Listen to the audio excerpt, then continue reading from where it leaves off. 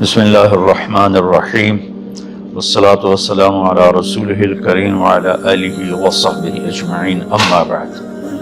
میرے محترم بھائیوں، بہنوں، بچوں، بچیوں، عزیزوں، جاننے والے، نہ جاننے والے، السلام علیکم ورحمۃ اللہ وبرکاتہ۔ کچھ دنوں سے میں قرآن سے اللہ کی پسندیدہ ہستیاں کون ہیں، کہ اللہ کس کو پسند کرتا ہے، ولی دوست کو کہتے ہیں۔ اللہ کا دوست کون ہے؟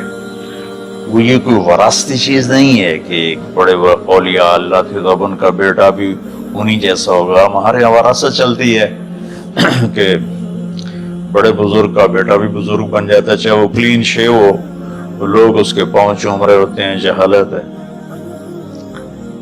تو آج میں تھوڑا سا سورہ بنی اسرائیل ہے، اس میں بھی سارے اخلاق بیان ہیں۔ میرے بھائی بہنوں، ایمان لانے کے بعد انسان بنتا ہے، اور اس کے بعد اس کی قیمت، اس کا بڑا پن، اس کی وجاہت، اس کی شرافت وہ پیسوں سے نہیں ہوتی۔ پیسوں سے انسان مالدار تو ہو جاتا ہے، بڑا نہیں بنتا، بڑا نہیں بنتا۔ ہمارا علم غلط ہو گیا۔ بڑا بڑا بندہ جی گلدیاں 3 ملان 200 مربن، نوابہ فلانا ہے، نوابہ فلانا ہے۔ میرے بھائیو، یہ بالکل غلط علم ہے۔ بڑا وہ ہے جسے اللہ پسند کرے، بڑا وہ ہے جو میرے نبی کی زندگی کے پیچھے چلے، بڑا وہ ہے جس سے اللہ تعالیٰ راضی ہو جائے، باقی سب چھوٹے چھوٹے ہیں۔ تو آج ایک تیسری جگہ سے میں کچھ باتیں قرآن سے عرض کروں گا جن کا تعلق ہمارے ایمان سے بھی ہے، اخلاق سے بھی ہے۔ وہ ہے بسم اللہ الرحمن الرحیم، وَقَضَىٰ رَبُّكَ أَلَّا تَعْبُدُوا إِلَّا إِيَّاهُ بِالْوَالِدَيْنِ إِحْسَانًا إِمَّا يَبْلُغَنَّ عِندَكَ الْكِبَرَ أَحَدُهُمَا أَوْ كِلَاهُمَا فَلَا تَقُل لَّهُمَا أُفٍّ وَلَا تَنْهَرْهُمَا وَقُل لَّهُمَا قَوْلًا كَرِيمًا وَاخْفِضْ لَهُمَا جَنَاحَ الذُّلِّ مِنَ الرَّحْمَةِ وَقُل رَّبِّ ارْحَمْهُمَا كَمَا رَبَّيَانِي صَغِيرًا۔ یہ بہت بڑا مضمون ہے۔ اللہ نے قرآن بھر دیا والدین کے خدمت کے لیے، والدین کی اطاعت کے لیے، والدین کی ماننے کے لیے۔ پہلا جملہ ہے اور تیرے رب نے فیصلہ کیا، ایک مطلب۔ دوسرا، اور تیرے رب نے حکم کیا کہ بندگی صرف اللہ کی ہے، بندگی صرف اللہ کی ہے۔ عبد اسے کہتے ہیں جو ہر بات پہ سر جھکا دے، عبد اسے کہتے ہیں جو ہر بات پہ بچھ جائے، اس کو عبد کہتے ہیں۔ تو اللہ کہہ رہا ہے میرے بندو، میرا ایک فیصلہ ہے اور میرا ایک حکم ہے، میرے سوا نہ تمہارا ہاتھ کسی کے آگے پھیلے، نہ تمہاری گردن کسی کے آگے جھکے۔ ایک دوسرے سے مدد لینا، اس کو ایک دوسرے کی تعاونوں میں آ جاتا۔ تعاونوا علی البر والتقوی، ایک دوسرے کا ساتھ دو، ایک دوسرے کی مدد کرو۔ میرے نبی قرضہ اٹھاتے تھے۔ میرے نبی جب انتقال ہوا تو آپ کی زرہ 9 وسق پر، وسق 5 من کا ہوتا ہے، تو وہ جو کے بدلے آپ نے زرہ رکھوائی تھی کہ جب میں تمہیں ادا کروں گا زرہ لے لوں گا، اور آپ کا انتقال ہو گیا، آپ زرہ اپنی واپس نہیں لے سکے۔ وہ چیزیں جن کا تعلق صرف اللہ کی ذات سے ہے اور کوئی نہیں کر سکتا، اس میں صرف اللہ کے آگے ہاتھ پھیلا، جیسے ہم کہتے ہیں مدد، نصرت۔ اللہ کہتا ہے میں ہوں، الا ان نصر اللہ قریب، سنو میری مدد تمہارے قریب ہے۔ تو اللہ تعبدوا الا ایاہ، بس ایک چھوٹا سا جملہ اللہ نے یہاں کہ چونکہ یہاں اللہ نے والدین اور اخلاق بتانے تھے تو اپنے لیے صرف ایک جملہ بولا، باقی باتیں بھی اللہ کے لیے ہیں، لیکن اللہ نے میری بندگی، اس بندگی سے مراد 5 وقت کی نماز نہیں ہے، حج، روزہ، زکوٰۃ نہیں ہے اس کی مراد، یہ ساری باتیں داخل ہیں، اور اس کے ساتھ 24 گھنٹے کی زندگی اللہ کی مرضی پر گزارو، نفع آئے تو شکر ادا کرو، نقصان ہو تو صبر کرو، برداشت کرو، پھر بھی شکر ادا کرو کہ میرا رب یہ کہہ رہا ہے کہ میں نے صرف اللہ سے تعلق جوڑنا ہے۔ اللہ کے نبی نے اپنے چچا زاد بھائی عبداللہ بن عباس سے فرمایا کہ یا غلام، اے نوجوان، اوصی کا بکلمات فاحفظ، میں تمہیں چند باتوں کی وصیت کرتا ہوں، کیا؟ احفظ اللہ، احفظ اللہ یحفظک اللہ، یحفظک اللہ، اللہ کے اوامر کی حفاظت کر، اللہ تیری حفاظت کرے گا۔ احفظ اللہ تجدہ تجاہک، تو اللہ کے اوامر، اسلام، حلال حرام کی پہچان کر کے زندگی گزار تو اللہ کو ہر وقت تو اپنی مدد کے لیے تیار پائے گا۔ اور لمبی حدیث ہے، بنا عشاء کی نماز کا وقت ہو رہا ہے، اس میں وہ جملہ جو اس میرے مضمون سے متعلق ہے، وَإِذَا سَأَلْتَ فَاسْأَلِ اللَّهِ، جب بھی مانگو اللہ سے مانگو، جب بھی مانگو اللہ سے مانگو، اللہ کے سوا کوئی دینے والا نہیں ہے، صرف اللہ ہے دینے کے لیے۔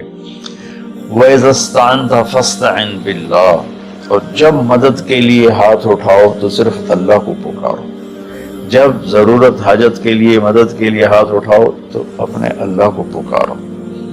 تو یہ حدیث کی بات بھی اور یہ قرآن کی بات بھی ہے۔ اس کے بعد آگے اللہ کہتا ہے وَبِالْوَالِدَيْنِ إِحْسَانًا، اور اپنے والدین کے ساتھ احسان کرو۔ احسان کا کیا مطلب ہے؟ اللہ آگے اسی کی تشریح کر رہا ہے۔ ویسے احسان کا مطلب عربی میں ہوتا ہے، یہ جو ہمارا اردو کا احسان ہے، میں تیرے تو احسان کیتا ہے تو میں مالکی کر رہے ہیں، یہ بھی مطلب ہے، لیکن احسان کا اصل مطلب ہوتا ہے، احسان حسن سے ہے، حسن، حسن سے الف، 2 الف ملے اور احسان بن گیا۔ احسان کا مطلب ہوتا ہے کسی بھی کام کو جو دنیا کا ہے، دین کا ہے، اسے انتہائی خوبصورت طریقے سے کرنا ہے۔ جیسے کسی دلہن کا میک اپ ہوتا ہے نا، تو 5-6 گھنٹے 4 گھنٹے کے بعد وہ کہتی ہے، جو ہوتی ہے اس کا میک اپ کرنے والی، کہ جی بس یہ مکمل ہو گیا ہے اور اب اس سے آگے نہیں ہے۔ تو آخری انتہا، اچھائی کی آخری انتہا پر پہنچ کے کام کرنے کو احسان کہتے ہیں۔ تو میرا اللہ کہہ رہا ہے میرے بندو، اپنے والدین کے ساتھ وہ کرو کہ جو بھلائی کی، خدمت کی، ماننے کی آخری حد ہے۔ سبحان اللہ۔ بالوالدین احسان، بالوالدین پہلے ہے، احسان بعد میں ہے۔ اللہ تعالیٰ نے باقی سب کو پیچھے کر کے فرمایا کہ دیکھو خاص طور پہ ماں باپ کے ساتھ وہ رویہ کرو کہ ان کے دل سے دعائیں نکلیں۔ چند دن پہلے ایک والد یوں ہاتھ اٹھا کے کہہ رہا تھا اپنے بیٹے، اکلوتا بیٹا، میں منگنا اللہ کو لو، اللہ تینوں چاہ لگے۔ باپ بیٹے کے لیے یہ دعا مانگ رہا تھا اور بیٹا اکیلا ہے، یہ بد دعا باپ کر رہا تھا۔ تو بھائیو ایسی اولاد نہ بنو جس ماں نے پیٹ میں 9 مہینے اٹھایا، پھر جننے کی تکلیف برداشت کی۔ ایک شخص آیا حضرت عبید بن عمیر کے پاس کہ حضرت میں نے ماں کو اپنے کندھے پہ بٹھا کے پیدل حج کرایا ہے، مینا لے گیا، عرفات لے گیا، مزدلفہ، پھر مینا، پھر مکہ، تو کیا میں نے ماں کا حق ادا کر دیا؟ انہوں نے فرمایا ولا طلقۃ واحدہ، بیٹا ابھی ایک طلقہ کا حق بھی ادا نہیں ہو۔ طلقہ کسے کہتے ہیں؟ جب بچہ پیدا ہونے کا وقت آتا ہے تو ماں کو دردوں کی لہریں اٹھتی ہیں، وہ اتنی خوفناک ہوتی ہیں کہ ماں چیخ چیخ کے رہ جاتی ہے، اور بعض اوقات ڈیلیوری لیٹ ہو جاتی ہے تو وہ تڑپتی ہے، روتی ہے۔ وہ جو لہریں ہیں نا پیٹ میں آتی ہیں جاتی ہیں، آتی ہیں جاتی ہیں، ایک لہر جو درد کی اٹھتی ہے اس کو کہتے ہیں تلقہ۔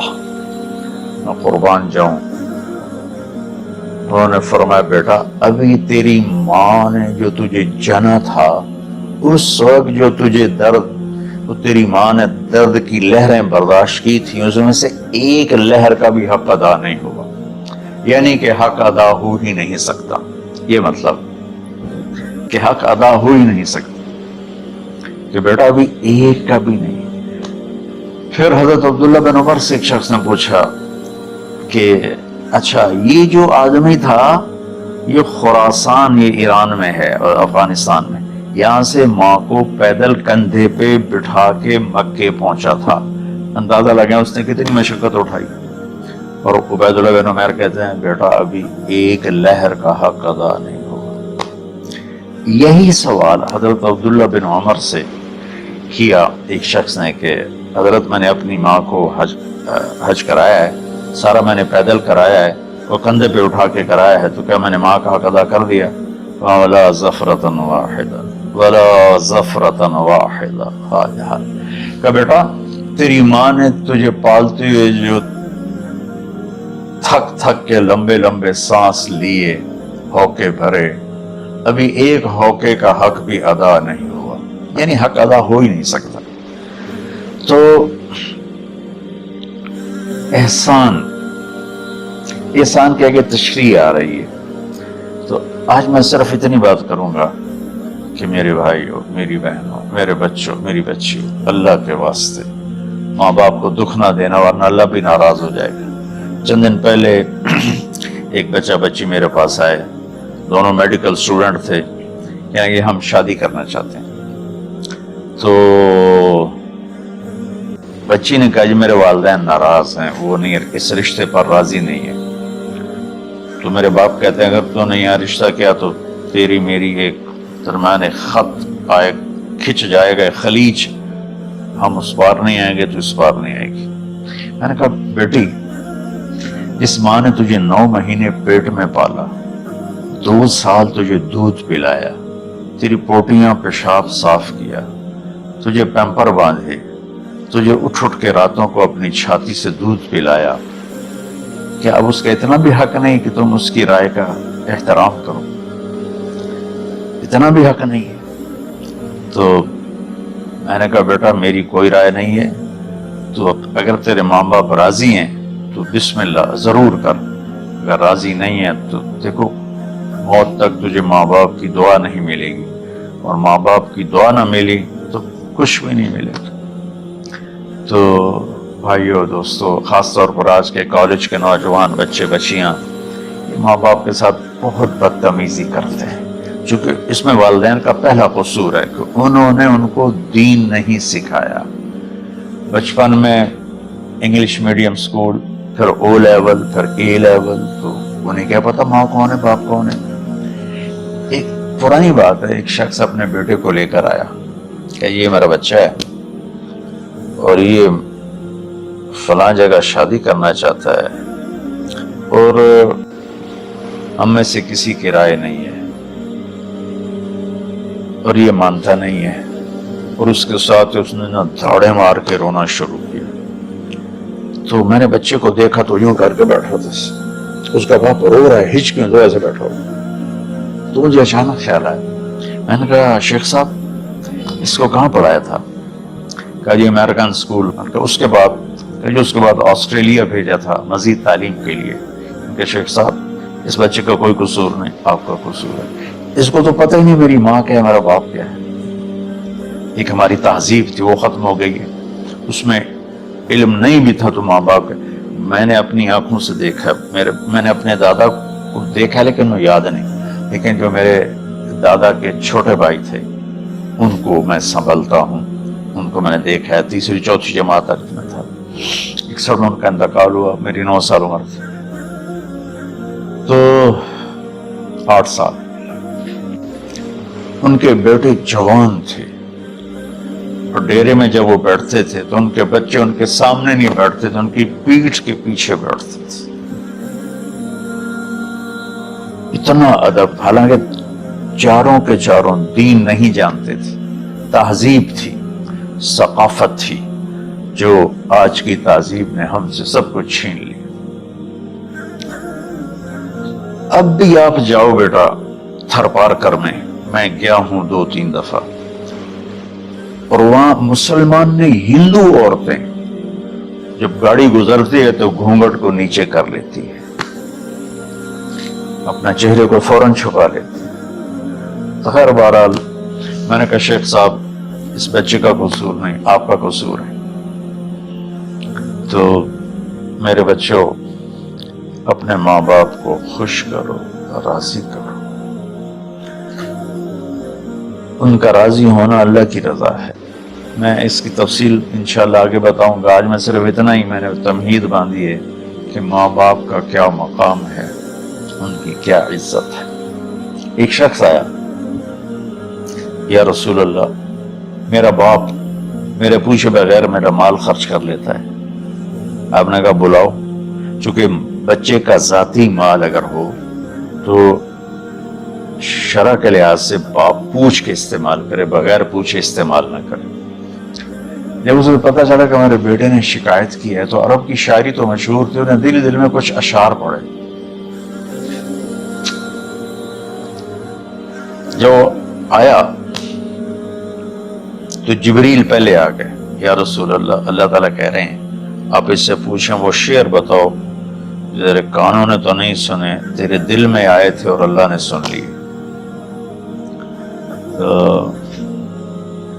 اللہ کے نبی نے فرمایا بھائی تیرا انشاءاللہ کیس سنتے ہیں، لیکن پہلے وہ شعر سناؤ جو تم نے تو نہیں کہے زبان سے پر اللہ نے سن لیے. تو آپ نے اس سے ارشاد فرمایا کہ تمہاری بات ہم سنتے ہیں باپ بیٹے کی، لیکن پہلے وہ شعر سناؤ جو تیری زبان سے ادا نہیں ہوئے، تیرے کانوں نے نہیں سنے، تیرے دل کی گونج تھی اور تیرے دل کی آہ اور فریاد تھی جو دل ہی میں گھٹ کے رہ گئی، اسے اللہ نے سنا ہے. وہ کہتا ہے سناؤ. کہنے لگا یا رسول اللہ آپ کا رب ہر وقت ہمارے ایمان کو آپ پر زیادہ سے زیادہ بڑھاتا رہتا ہے، اور اس ذات کی قسم جس کے قبضے میں میری جان ہے. یہ چند میرے دکھ بھرے خیالات الفاظ کی شکل میں ڈھلے، لیکن میری بزم تصور میں ہی رہے اور وہیں دفن ہو گئے، باہر نہیں نکلے، میری زبان سے ادا نہیں ہوئے، میرے کانوں نے نہیں سنا، آپ کے رب نے سن لیا. آپ نے کہا اچھا بتاؤ تم نے کہا کیا تھا؟ تم نے کہا جی میں نے بچے کی جب سنی شکایت میری کی ہے تو میں نے کہا تھا غبوتک مولودا وعلتک یافعا تعل بما اجنی علیک وتنہل واذا ضاقتک بالسقم لیلة لم ابت لسقمک الا ساہرا اتململ کأنی انا المتروک دونک بالذی ترکت به دونی وعینی تحمله تخاف الرضا نفسي عليك وإنها لتعلم أن الموت وقت مؤجل فلما بلغت السن والغاية التي إليها مدى ما فيك كنت أؤمل جعلت جزائي غلظة وفظاظة كأنك أنت المنعم المتفضل فليتك إن لم ترع حق أبوتي فعلت كما الجار المجاور يفعل فأوليتني حق الجوار لم تكن علي بمال دون مالك تبخل. میں ابھی ترجمہ کرتا ہوں. اس کا میرے نبی پر کیا اثر ہوا کہ آپ کے ٹپ ٹپ آنسو گر رہے تھے اور آپ کی داڑھی آپ کے آنسوں سے تر ہو رہی تھی. یہ اتنا فصیح کلام ہے کہ عربوں کو بھی پسینہ آ جائے گا ترجمہ کرنے کے لیے. تو میں تو عربی نہیں ہوں، لیکن یہ فخر تو حاصل ہے، بھلے ہیں یا برے ہیں 2-4 قدم ہم بھی تیرے ساتھ چلے ہیں. کچھ عرصہ اہل علم کی محفلوں میں بیٹھے، کچھ زبان کی شناسائی ہوئی، تو میں اپنی کم مائگی کے ساتھ اس کا ترجمہ کروں گا. وہ کہتا ہے غزوتک مولودا وعلتک یافعا، تعل بما اجنی علیک و تنحل، میرے بیٹے جس دن تو پیدا ہوا ہم نے اپنے لیے جینا چھوڑ دیا، ہوئے ہوئے ہوئے ہم تیرے لیے جیے۔ تیری ماں تجھے دودھ پلاتی تھی، میں تیرے لیے روٹی کے نوالے لاتا تھا، میری ساری کمائی پہلی اور آخری سب تیرے اوپر لگتی تھی۔ تجھے خوش دیکھتے تھے تو خوش ہوتے تھے، تجھے روتا دیکھتے تھے تو ہم روتے تھے۔ وَإِذَا ذَاقَتْكَ بِالسُّقْمِ لَيْلَةً لَمْ أَتْلِ سُقْمَكَ إِلَّا سَاهِرًا أَتَمَلْمَلُ، جب تو کبھی بیمار ہو جاتا تھا تو تیرے سرانے بیٹھ کر ہم ساری رات روتے تھے اور دعائیں کرتے تھے کہ اللہ ہمارے بچے کو بچا لے، ہمارے بچے کو صحت دے دے۔ اس تڑپ میں ساری ساری رات میں جاگتا تھا، تیرے لیے میں نے اپنا سب کچھ لگا دیا، اپنے لیے جینا چھوڑ دیا، اپنی خواہشات کو دبایا، تیری ہر خواہش کو پورا کیا، تجھے مسکرانے کے لیے، تجھے ہنسانے کے لیے میں دھکے دھوڑے کھاتا رہا، کبھی گرمی لو کی جھلسا دینے والی ریت اور کبھی سردی کے سرد ہوا کے تھپیڑے، لیکن میں ان دونوں سے گزرتا ہوا تجھے پالنے کی خاطر اپنے آپ کو کھپاتا رہا۔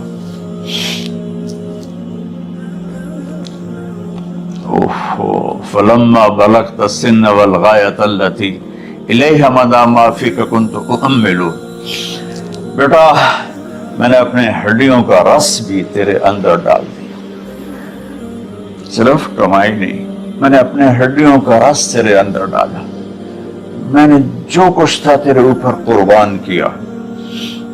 تجھے مسکراتا دیکھ کر میں اپنے غم بھولتا تھا، تجھے ہنستا دیکھ کر مجھے دکھ بھول جاتے تھے، اور پھر آہستہ آہستہ آہستہ میری ہڈیوں کا گودا، میری کمائی تیرے اندر گئی اور تو ایک خوبصورت درخت کی طرح بڑھتا چلا گیا، بڑھتا چلا گیا، بڑھتا چلا گیا، بڑھتا چلا گیا، اور میری بڑھاپے نے کمر جھکا دی اور میں جھکتا چلا گیا، جھکتا چلا گیا۔ میرا خیال تھا کہ جیسے میں اس کی انگلی پکڑ کے چلتا تھا، اب میری باری ہے، یہ میری انگلی پکڑ کے چلے گا، جیسے میں اسے سینے سے لگاتا تھا، پیار کرتا تھا، جھولے جھلاتا تھا، باغ میں لے جاتا تھا، یہ ساری اس کی تعبیرات کے اندر داخل ہیں، الفاظ میں نہیں ہیں۔ تو مجھے خیال آتا تھا جب میں بوڑھا ہو جاؤں گا نا تو میرا بیٹا بھی مجھے ایسے ہی لے کے پھرے گا، میرا بیٹا بھی میری سنے گا۔ یہ 100 دفعہ پوچھتا تھا یہ کیا ہے، اور میں ہر دفعہ جواب دیتا تھا یہ ہے۔ تو اب میں بوڑھاپے میں اس سے بات کروں گا، یہ میری بات سنے گا، میں اس کو نوالے کھلاتا تھا، یہ مجھے روٹی کھلائے گا، میں اس کا انگلی پکڑ کے چلتا تھا، یہ میرا ہاتھ پکڑ کے چلے گا۔ میری کمر بڑھاپے نے جھکا دی اور میں ایک خشک پیڑ کی طرح ہو گیا، اور جوانی نے تیری کمر کو سیدھا کیا اور تو ایک تر و تازہ درخت بن گیا۔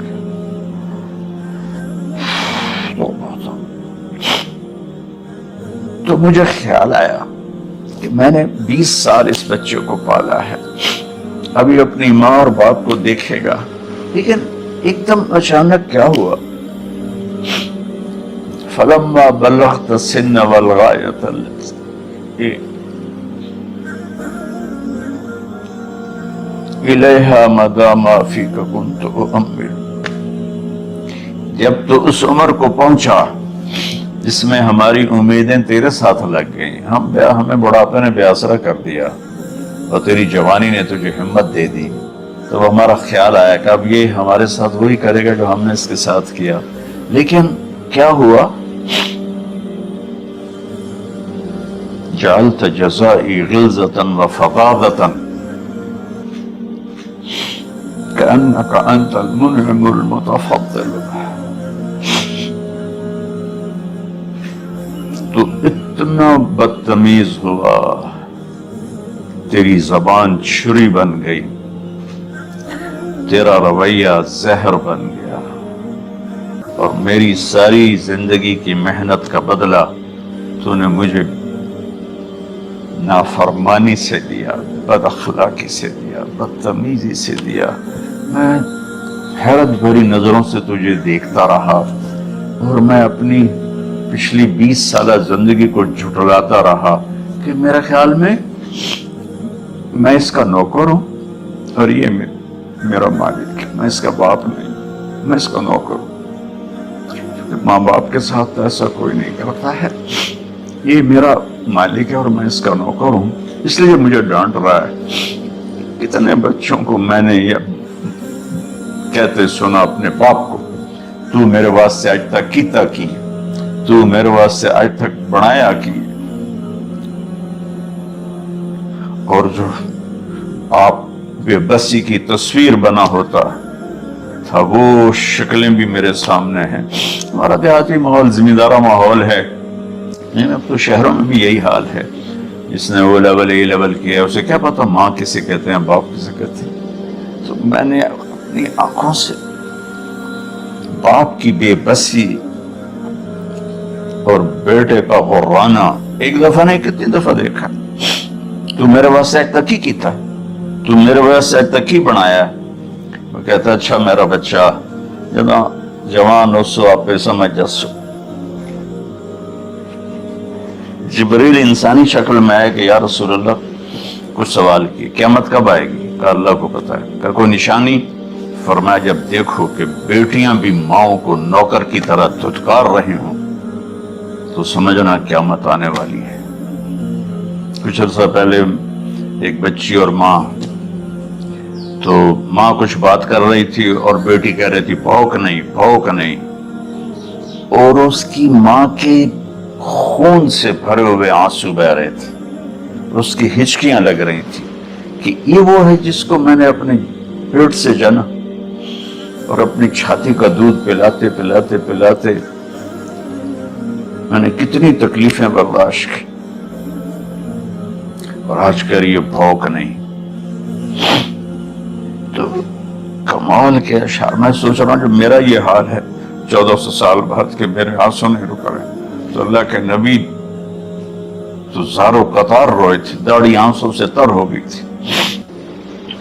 کہا بیٹا جب تو نے میری ساری زندگی کی محنتوں کا بدلہ بدتمیزی سے دیا، گالی گلوچ سے دیا، دھکے دے کر باپ کو گھر سے نکال دیتے، تو بیٹا میں یہ سمجھا کہ تو نے ایک خواب دیکھا تھا، تو نے ایک خواب دیکھا تھا کہ تو باپ ہے اور یہ بیٹا ہے۔ اصل حقیقت یہ ہے کہ یہ مالک ہے اور میں نوکر ہوں۔ پھر آگے کہتا فَلَيْتَكَ إِن لَمْ تَرَ حَقَّ أُبُوَّتِي فَعَلْتَ كَمَا الْجَارُ الْمُجَاوِرُ يَفْعَلُ۔ اچھا چلو بیٹا تو نے مجھے باپ تو نہ سمجھا، چلو ایک پڑوسی سمجھ لو۔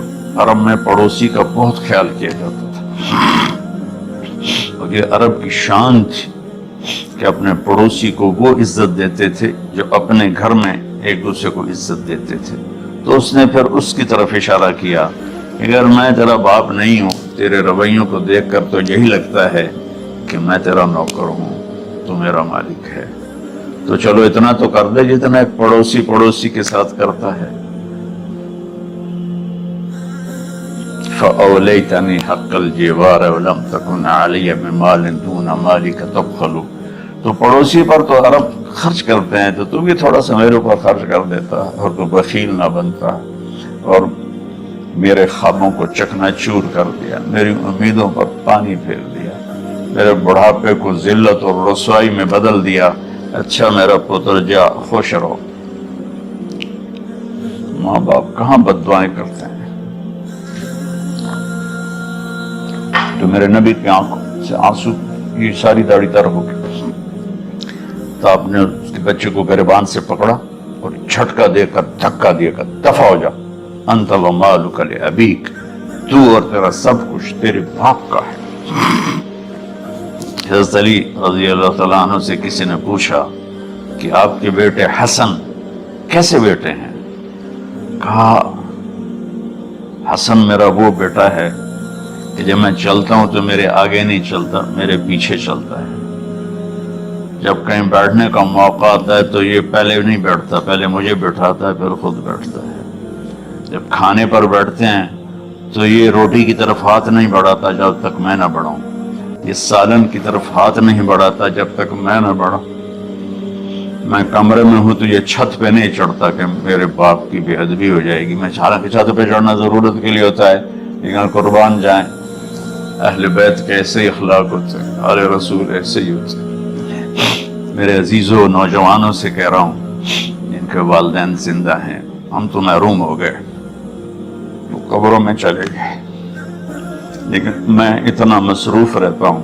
اب یہ کرونا کی وجہ سے گھر میں بیٹھے ہوئے ہیں، میری زندگی ایسے پہیے کی طرح گھومی ہے، اپنے دل کی تکلیف، پھر اس کے ساتھ سر کا درد شدید، اس کے باوجود میں روزانہ 10 نفل اپنے باپ کے لیے پڑھتا ہوں، 10 نفل اپنی ماں کے لیے پڑھتا ہوں، 4 نفل اپنی خالہ کے لیے پڑھتا ہوں، کہ ساری زندگی سجدوں میں سر رکھ کے اس کا ثواب ماں باپ کو پہنچاؤں، تو ماں باپ کا حق ادا نہیں ہو سکتا۔